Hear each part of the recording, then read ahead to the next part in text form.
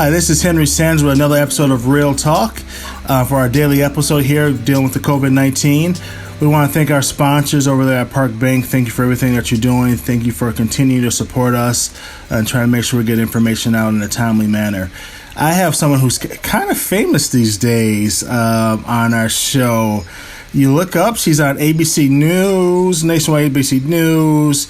She's on Time Magazine, and she's in our backyard, which is so awesome. How are you doing, Doctor? Well, granted the situation, I think I'm okay. I think the feeling of helping others really gets me going. So I think that all these recognitions that you just mentioned make me happy, not because of me, but because I'm putting the name of our communities out there and for people to realize that among all of these, we are all in this together. And if they don't help our communities, we get in trouble. Yes, well, thank you for you being you and your family. Your family's awesome too. I love your whole family. Tell your sister I said hello. How are you dealing with everything going on right now personally? How are you as a doctor, but also a community activist person? How are you dealing with the COVID-19 right now? You know, I tend to be someone that tries to take things in a positive way. I usually take care of myself, so I try exercising and trying to eat well. But what fits me the most is obviously helping others. So the fact that this pandemic really did a call to action to all of us in the community has really been giving me the strength to continue going. Obviously, I have a lot of allies. My family, as you mentioned it, I love them and they keep me going. And here at home, obviously, my mother, that is the most amazing warrior that I have ever seen. She has been now a month at home, basically, and still very positive and really happy. My husband, my daughter, and everybody, right? But also the other people in the community. I have amazing partners in the community. Shiva Vidar-Silaf, obviously my co-chair of the Latino Health Council, Fernando Cano, and like that, you know, a lot of people that it will be hard to mention everyone. And then our communities that are so resilient. Every day, my patients teach me something. When I think I'm calling them to comfort them, they are actually already doing well and trying to figure things out, and they keep me going. That's great. So, what are you hearing most from the Latinx community? Are there things, the questions you're getting a lot of, or what are you hearing the most from the community right now? People are naturally scared, like we are all, like what is going to happen to the health issues. However, what is nowadays even more is how am I going to feed my family? How am I going to pay for the rent? We have here in Dane County still a very large undocumented Latinx community, and they are not going to benefit from the normal social safety nets. They will not have an employment, for example.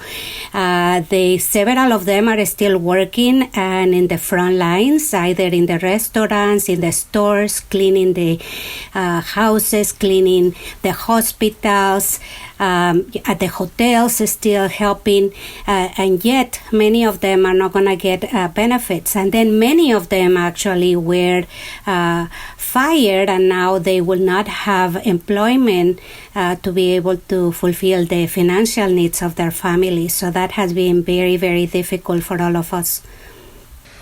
Do you think that language has been a barrier to getting the word out and people understanding the seriousness of this? Well, I think that what has helped some is that we had systems already in place in Dane County. People think and take it for granted that everybody has this. So I go to national conferences and I talk to people from LA and Florida, Chicago. And when I talk to them, I realize that we have an amazing interpreting services here. In every health system, we already had established very, very good interpreting services that are definitely helping so much. I want to say thank you so much to the people that has been helping us with interpreting. However, when this pandemic came, we realized that there were not enough materials in Spanish to really tell people quickly about how to protect themselves and their family. So that's why as a community we started organizing, gathering all the facts, jump in the radio and talk to people about what they needed to do to protect themselves and their families. And now we have been producing and gathering a lot of resources in Spanish for our communities. What are you telling people right now? What should the people in the Latinx community know about being safe? Like, I don't think we can repeat this enough of the things they need to do to be safe and to take this seriously at this time. Stay home.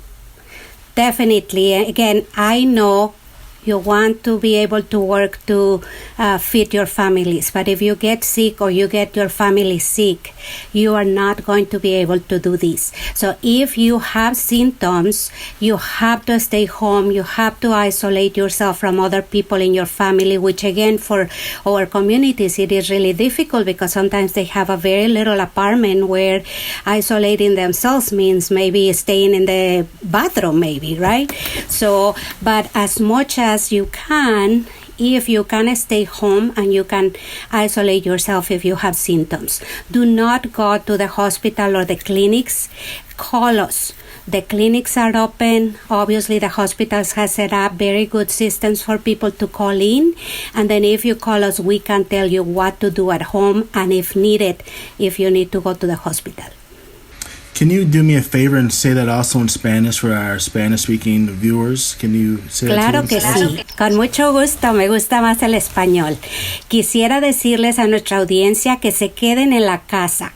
Si tienen síntomas, aíslense de otros miembros de la familia y por favor no salgan si tienen síntomas. Si tienen síntomas, no vayan directamente a las clínicas o a los hospitales. Primero llamen a sus clínicas o a las líneas de ayuda que ya se han establecido en español. Thank you so much. And what are you asking for people to do for mental health, right? Because I was just talking to my team offline and we're like, you know, they said domestic violence is up. And so you can feel all these other mental issues and other maybe addictions, things kicking into place right now. Are there things you think people can be doing for their mental health right now if they have mental health concerns? Yes, day one, we knew that mental health was going to be a huge issue because it was already an issue. We had a lot of health disparities. We were underserved for many things, but particularly for mental health. We are already a vulnerable community in the Latinx community, but in any of the minority communities, we already have struggles, history of trauma, that we knew was going to stress people even more. So day one, I am very proud of all the leadership in the communities because we thought of this and we started establishing conducts to help people. So for example, day one, we started producing videos with local information and culturally and languagely appropriate for Latinx that we are putting in the Facebook page, Consejo Latino para la Salud, Latino Health Council. And also we have a strategy where people could call Centro Hispano, La Academia Latina, Unidos, and they get the services that they need, but also if they need to talk to someone, we have 12 volunteers right now in the community that are doing brief counseling with people with a very strict protocol that Fernando Cano and myself put together for people to recognize if people are like suicidal or homicidal and how to help them deal with it and direct them into the right places. We are also calling people. My mother, that again is amazing, has been doing rounds basically with the elderly, and she calls them and she has a team of other elderly that are calling people regularly to check on them and also to see if they need food or other resources. That's a lot, and that's wonderful that the community is doing so much. What about kids? I can imagine that there are a lot of students out there, college students or high school students, who are not taking this seriously, or just don't want to stay home, or just not taking this. not taking this seriously at all. What do you tell kids right now who are hearing, in the beginning at least, doctor, they were saying that this is only going to impact the elderly. This would not impact the youth. And basically that they were, they could deal with this and just brush it off. Do you have any message for them? Yes, of course. We know that, teenagers always feel that nothing is going to touch them. But I have news for them. This virus is for everyone. It does not discriminate against color, age, nothing. So even though the virus is harder for certain groups because of the lower defenses that they have, that doesn't mean that cannot go to other ages. And also, even if they are not getting as sick as other people, they are getting sick and they are transmitting this to other people. So if they care about their parents, their grandparents, their siblings, they are vectors. They are taking the virus everywhere. So if they are not following the recommendations of staying home, of washing their hands, of really social distancing, they are putting their families at risk. So this goes for everyone. The schools closed for a reason, because they know that when kids are all together, obviously the rate of transmission, we have seen it with the flu, is very, very high. So in this case, even though the kids are at less risk of really bad disease, again, they can transmit it to a lot of people. Yeah.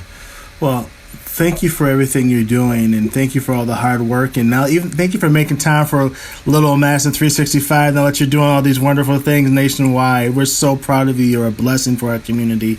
And is there anything else, last words you want to leave with our viewers before we sign off? Again, emphasize this is serious. It's coming from a health provider, right? We are telling you from the inside. Things are hard. We haven't seen a surge yet here in Dane County, but I think it has been a combination of we are a little bit behind other places. We are setting up systems with all the healthcare systems here in town, but we know it's coming. We will be able to do this together if we are all home and obeying to the rules of social distancing. You can make a difference. You can be the hero. You can be the one saving our communities by just staying home. There are a lot of things that you can do home to take care of yourselves. You can reconnect with your family, with your partner, with your friends that you haven't talked or seen for a while. There are so many things you can be doing, but please do not go out other than if it's completely necessary. And help others. If you see others in need that you can help, that also keeps you healthy, keeps your mind and your body healthy. Thank you. And thank you for coming on again. You are such a blessing. Thanks for all the work you're doing. And please come back on so you can keep our community updated on what's going on. We really could appreciate that. Thank you for all that you are doing too. We are all in this together. Without you informing people, without us helping people in the clinics, without the restaurants, without the stores, we will not be okay. So I really want to say thank you to everyone out there that is doing something to make this happen. Yes, and tell your family I said hello. Your family, the whole family is like, they're all givers. They're all people are lovely, lovely people. So please tell them I said hello.